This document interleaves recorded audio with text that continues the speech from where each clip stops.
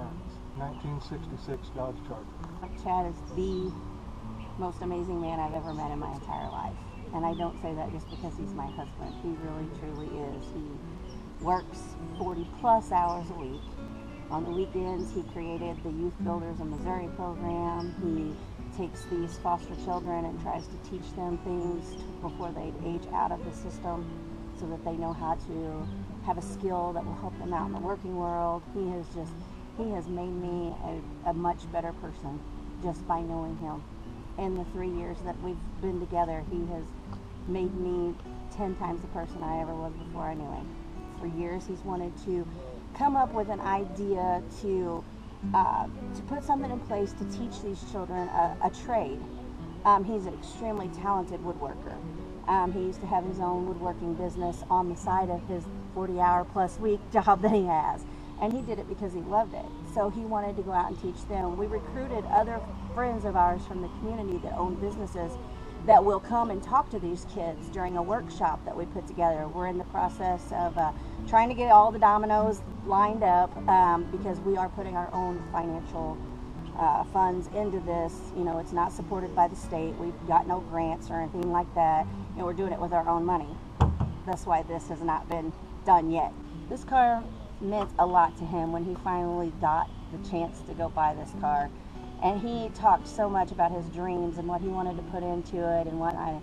He found out soon that he wasn't a body man. You know, he can't do it himself, though he was willing to try. He did put forth the effort first, you know, but he is just so driven to help everyone. And his dreams always get put on hold. Everything he wants to do, he pushes to the back of the list and always wants to help others. He took the battery out of this very car and gave it to my mother because her battery went bad and she's on disability, and at the time it was the middle of the month, she couldn't afford to go buy her own battery. He took the battery out of this car, took it to her apartment and put it in her car, and she's still driving her car with that battery in it.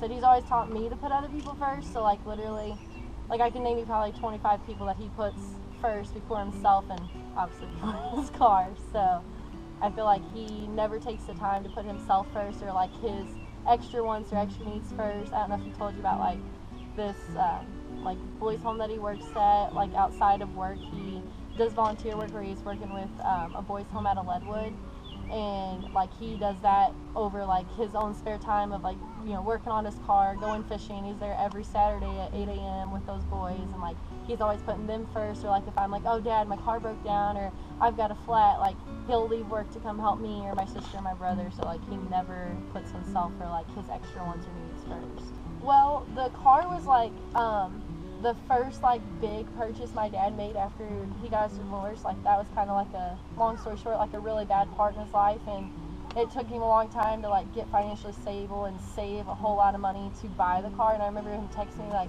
I'm going to Joplin to buy a car, Dakota's coming with me. And I'm like, okay. Like he just found it on the internet and decided one day he was like going to drive down 4 hours away and pick it up. And it was like, I knew like then it was like a really proud moment for himself that he like finally saved up the money and was able to buy himself something that he had always wanted for a long time.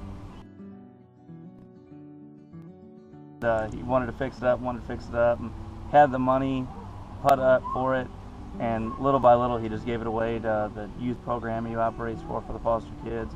And then his kids, one of them wrecked their car, and he bought them a car out of it, and he just was never able to fully get the money back to restore the car. So it's how it is. And I think, like I said, I think it'd just be a cool thing to restore the car for him.